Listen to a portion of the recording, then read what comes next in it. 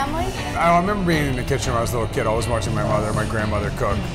And I think I was always in the kitchen. And what kind of things did your mother and grandmother make? Like, what were the typical things in your household? Oh, something my grandmother used to make. She used to do an amazing leg of lamb, haricot vert with roasted potatoes. That was serious. Well, my grandmother was French. This was in the south of France. So we were, you know, that was usually like, you know, Sunday lunch. Yeah. That was the big meal for Sunday lunch, a nice leg of lamb. And there's a lot of ritual around all that. And then this is after when they were retired. And then we'd have dinner and we'd talk about we'd have lunch and we'd talk about what we were going to have for dinner. And the next morning we'd have breakfast and talk about what we were having for lunch. It was just a constant merry-go-round of what we're going to eat and what we're going to make next. And my mother, she is a great cook, and she's very funny because her whole life, remember when I was growing up, she would follow recipes to a T. Like if she didn't have this ingredient, she wasn't making that dish. So if I had her risotto alla gorgonzola, it would be the same one I had when I was a kid that I would have today because she would be following the exact same recipe.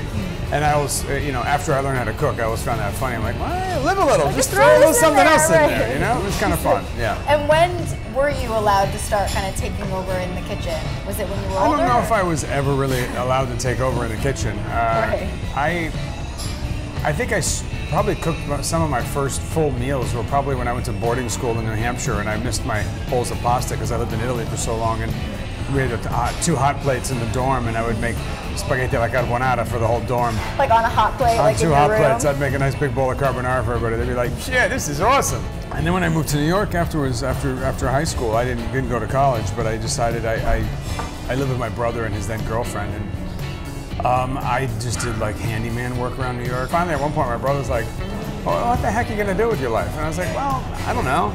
And he said, well, I went to this cooking school. Why don't you go try it out? And I did, and I ended up signing up for the professional program. It was a real professional. It was 3 months. They basically showed you everything once. And after that, I was like, well, that was fun. I got to eat really well. What's next? Get into a kitchen. And then I goofed off. I went back to Europe. Then I got back to New York, and I remember I had $11 left. So I went to Catherine, who was my teacher at the cooking school.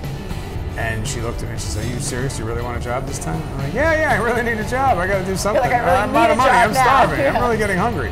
And then I ended up getting a job at Prefix with Terrence Brennan, which was great. And then I always told you, I got addicted to it. I got addicted to cooking. I got addicted to the business. I was addicted to the people that are in it, the pressure, everything about it. I loved it. And so what are you going to be cooking for us today?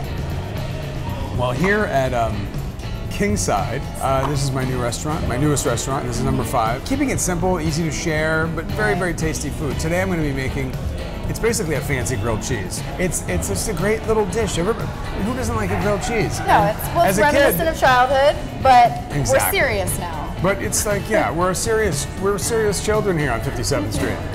First thing is for my very fancy grilled cheese. This is what we're going to call this. We're going to call it the fancy grilled cheese.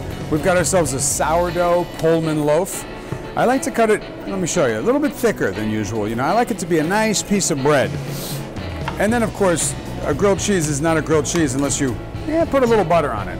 All right, now I need to get my cheese, which we're using a hay-aged pecorino. And I got this fancy little toaster here. I'm gonna pop that right in there. It's gonna take until the cheese is nice and melted and the bread is nice and toasted.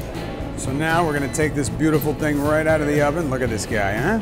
I like to cut it in 4. And then we take a little bit of fresh ricotta and drop it right on top. How can you go wrong, right? And then we just have the little drizzle of truffle honey. And then we're gonna shave a little bit of black truffle on there. And here's my fancy grilled cheese.